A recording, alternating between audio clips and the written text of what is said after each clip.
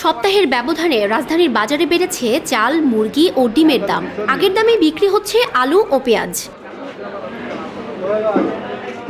শুক্রবার রাজধানীর বিভিন্ন বাজার ঘুরে দেখা যায় সরু চালের দাম তেমন না বাড়লেও কেজিতে প্রায় 2 টাকা বেড়েছে মোটা চালের দাম। প্রতি কেজি বিক্রি হচ্ছে 52 থেকে 56 টাকায়। সরু চালের কেজি মিলছে 70 টাকার উপরে।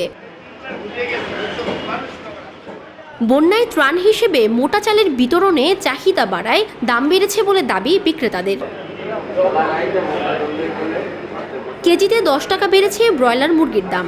গত সপ্তাহে 160 টাকায় বিক্রি হলেও এখন তা 170 টাকা।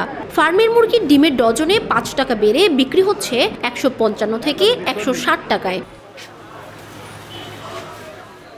আলু 60 আর পেঁয়াজ বিক্রি হচ্ছে 120 টাকা কেজি দরে। তবে অন্যান্য সবজি মিলছে গড়ে 50 টাকার মধ্যে।